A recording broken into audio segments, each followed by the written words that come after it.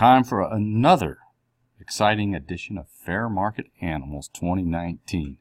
Video number 11. In this particular lesson, we'll take a look at an easy way to move a range of cells, and most importantly, to learn the difference between a relative cell reference and an absolute cell reference. First of all, let's go ahead and move a small range of cells. Come on up here to B1, and let's select B1 through B3.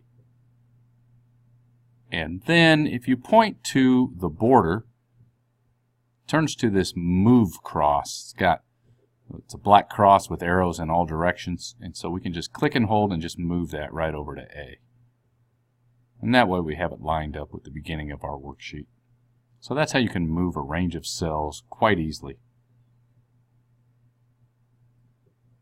Next up, we want to talk about a different way to copy formulas within cells, and that's by taking a look at this concept of a relative cell reference versus absolute.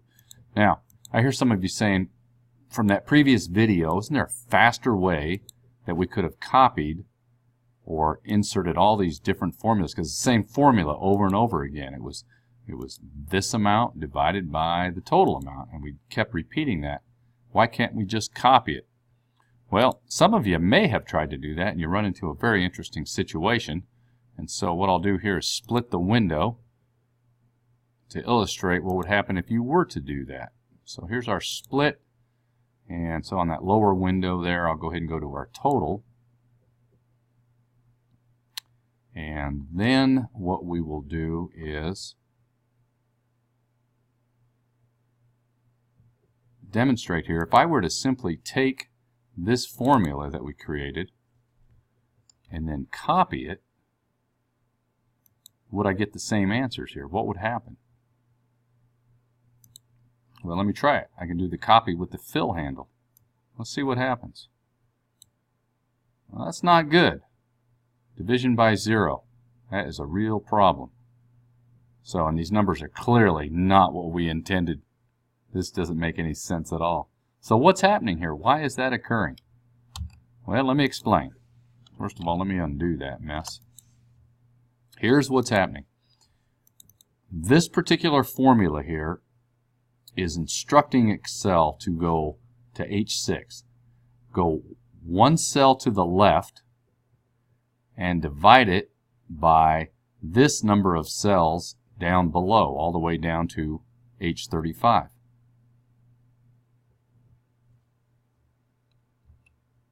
If I were to copy that to the next cell, it's going to do the same thing. It's going to go a cell to the left and then a certain number of cells down to the bottom. But look, it's one cell below the total. That's why it's called a relative cell reference. Think about a relative distance. It's counting the number of cells that it needs to go to make the calculation that you've instructed. So if you just simply keep copying that down, the next one, if I were to do that again, is double click it, and there it is. Now it's down here, and it's going to keep doing that. It's going to go to the left one and then down the number of cells from the previous calculation. It's going to count the number of cells, and it's going to keep going one more. And so that's why if you try to copy that, you end up with some really weird information here. That's not what we intended to do at all. So is there something that we can do so that doesn't happen and still use a copy command? The answer is yes. And it's something called an absolute cell reference. And so that's what we're going to learn to do in this lesson. So here's how we're going to do it. First of all, I want to take my split off.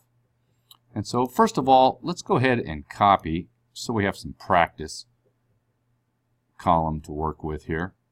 And let's go ahead and copy all the way down to 100% there. That which we did at the end of the lesson number 10. And right click and copy. And then let's bring that over to column J. Right click and paste. And then we need to set the column width here. in this column to 13. So I'm going to go ahead and go to the Home tab, come over to the Cells group, Format, Column Width, and change that to 13.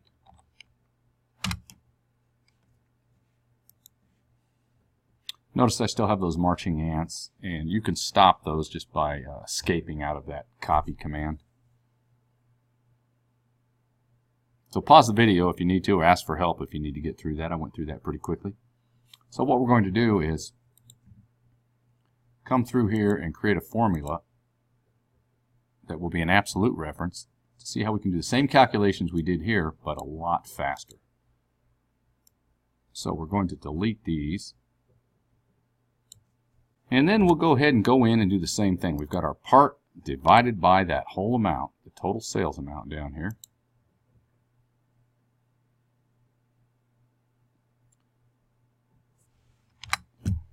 Gets our same 7.4%, but I'm going to double click that again. But the difference is that we want to convert this to an absolute cell reference, at least part of it. And the part that we want to make absolute is that we always want it to divide it by H35, that value down here. We always want that to happen.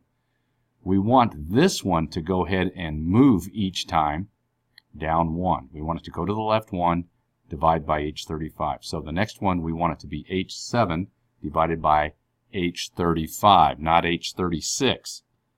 That's what happened when we tried to copy these here.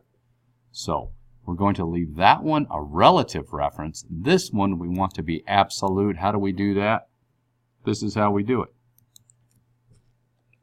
We put a $ in front of the H and a $ in front of the 35.